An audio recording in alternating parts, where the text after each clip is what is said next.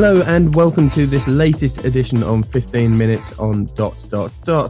Today we're talking about Formula E and we're going to do a brief review of the season opener in Diriyah.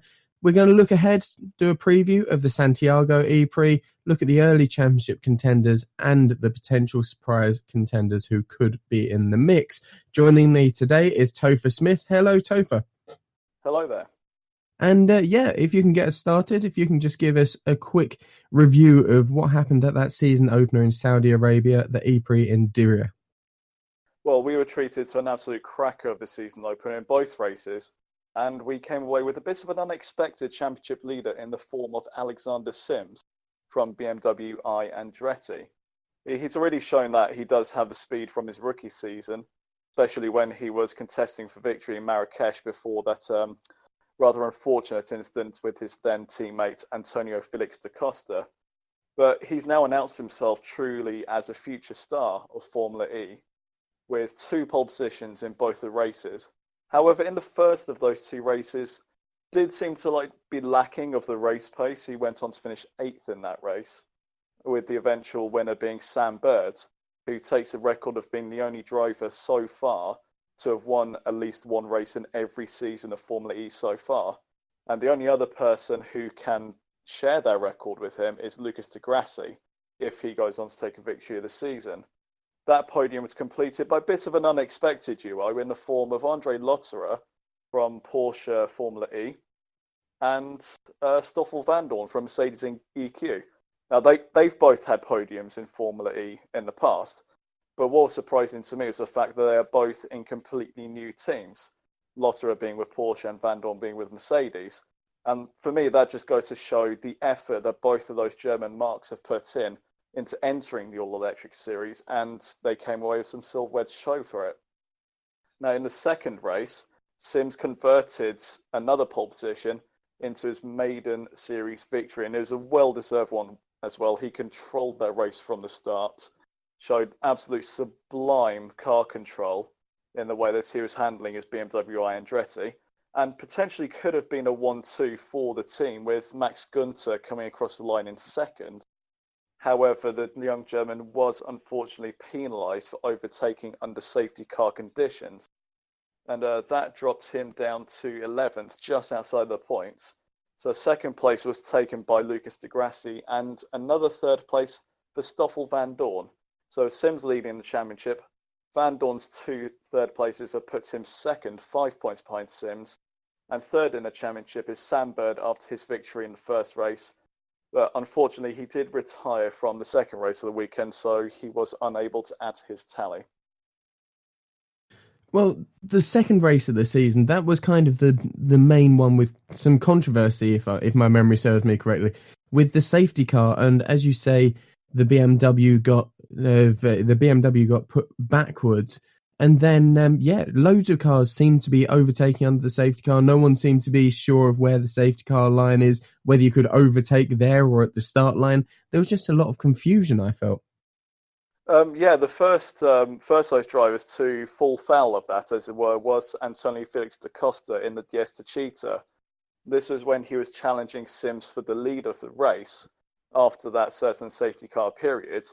However, da Costa realised what he'd done and immediately gave the place back before they actually reached the safety car line. So that was a case of no harm, no foul, and da Costa was not penalised. However, with Günther, I think it was di Grassi who went to activate his attack mode off the racing line, and Günther went through to take the position, but he failed to give the place back. I don't know if he knew about the rule or just didn't realise where the line was or just didn't bother to give it back. I don't know what happened with Günther there, but he went and took the position before the safety car line. And even though it was a bit of a shame to see his maiden Formula E podium taken away from him, it was rightfully applied. And obviously now looking ahead to the Grand Prix, or the E-Prix, in Chile, in Santiago.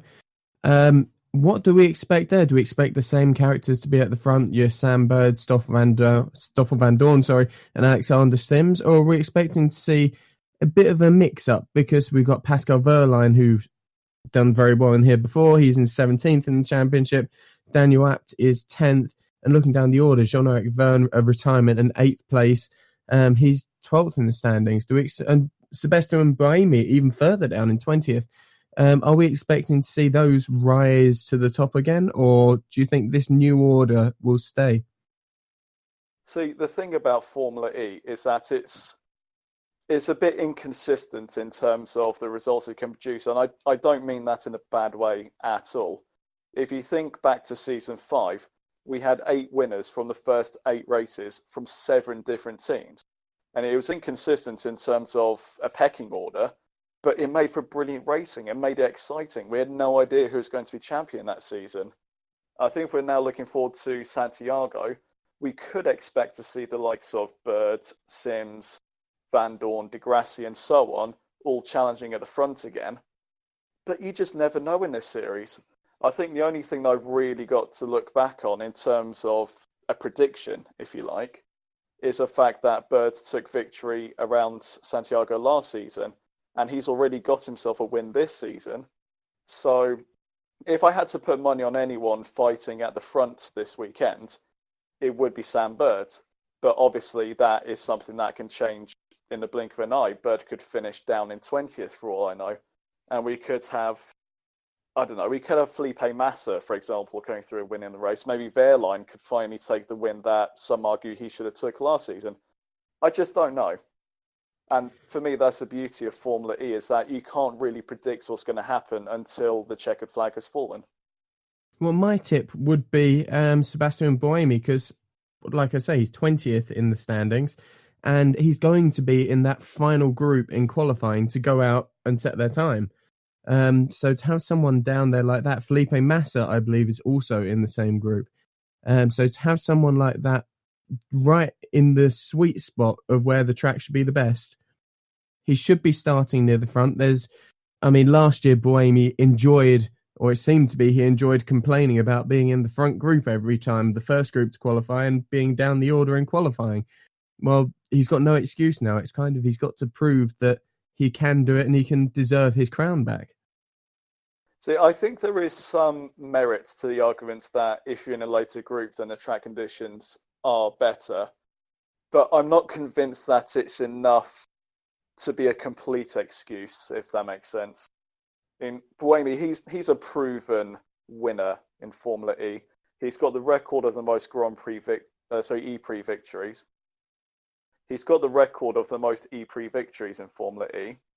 He's already won a championship back in season 2. And being in the 4th and final group might help him, but I think he's still just as capable of putting into Superpole if he was in the first group. So, yeah, there is an argument to the track evolution helping out, but I don't completely buy into it, because at the end of the day, it is down to how the driver gets their car around the track in the quickest time. And usually the cream rises to the top. We already know that Buemi is one of the elite. And if he is going to challenge this weekend, I don't think that it would matter too much whether he's in Group 1 or Group 4. Well, moving on from that to look at the early championship contenders.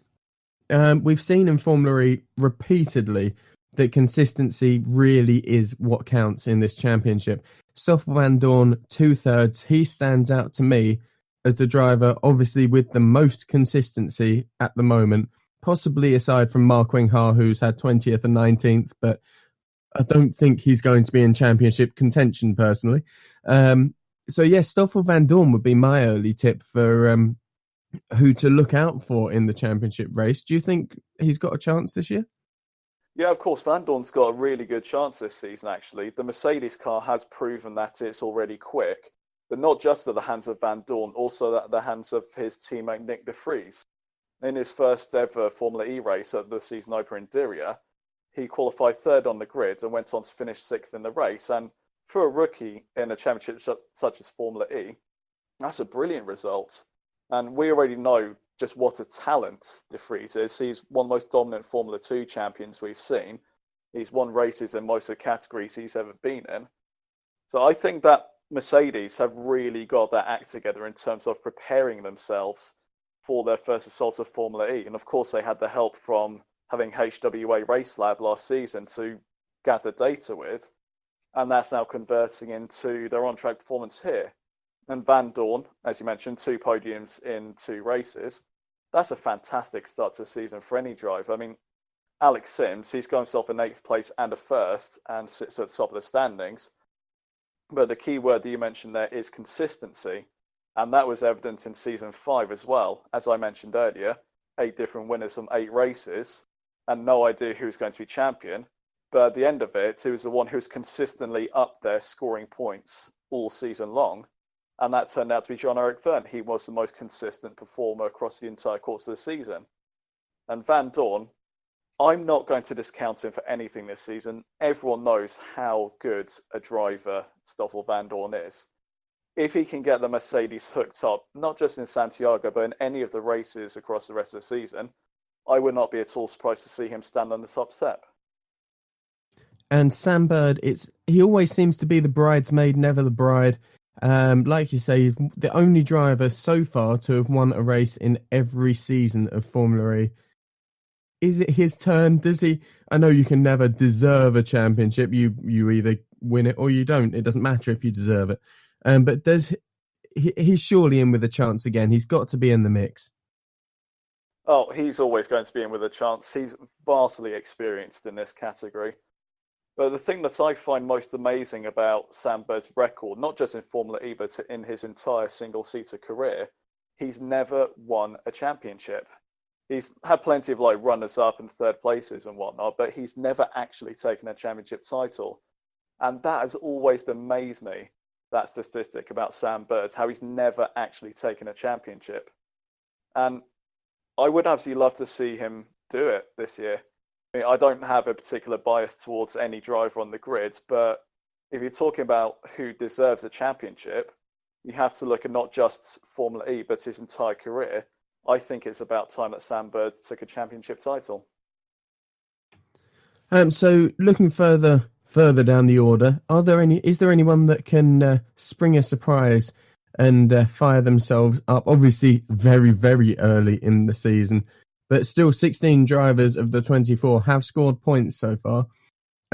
Is there anyone, Maxi Gunter, down there with no points? That's a surprise to me. Obviously, we've talked about his problems. And Buemi, obviously, no points. Do we think that those drivers are going to rise gradually, or they're just going to be bang, it will be all level out again after this race? This is going to be a very important season for Max Gunter. He had a very solid first season with Geox Dragon last season. A few Super Bowl appearances, a few points finishes. And he did enough to convince BMW Andretti to give him a seat when Da Costa moved to Techeetah. Gunter really needs to take his chance this season if he's to have a long career in Formula E. He's already showed that he got the pace with his strong drive in the second race in Diriyah.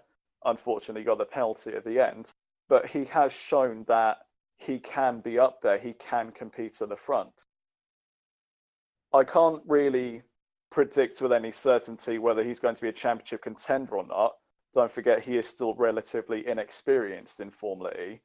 But this is going to be a major opportunity for him to show just what he can do in Formula E.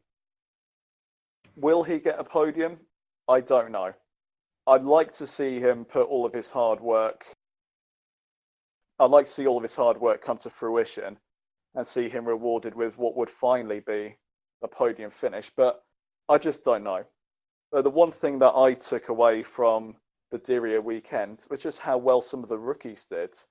I mentioned earlier you had Nick De Vries, who qualified 3rd, finished 6th. Then if you look at the second race, you had James Collado finishing 7th, Brendan Hartley finishing 9th, 2 first-timers in Formula E, and they've both already scored points. They had brilliant weekends. I mean, Collado started off a little bit off the pace, and he had a crash in qualifying as well. But once he started to get more track time and get the hang of the car a bit more, he was up there fighting for the points in race 2, and he came away with a 7th place finish. Brendan Hartley as well. A little bit of a slow start, but he got himself up into contention and brought home 9th place. Now, you were asking about maybe some changes to the pecking order. Could we see any surprises coming up? I think the likes of Collado and Hartley, they are huge talents. And while they are relatively inexperienced in this category, the more track time they're going to get, in amongst all the more experienced people. The more that they can learn off them, the faster and the better they're going to get. So it would not at all surprise me to see any of the rookies once again fighting for points in Santiago. So just before we finish, Topher, where can any of our listeners find you across social media? So you can primarily find me on Twitter at Topher Racing. And I have been Sam Hall. You can find me across social media on at Sam Hall Sport, across all forms of social media, Instagram, Twitter, Facebook, whatever. Yes, you've been listening to 15 Minutes on Formula E. Thank you for listening, and we'll see you again next time. Thank you and goodbye.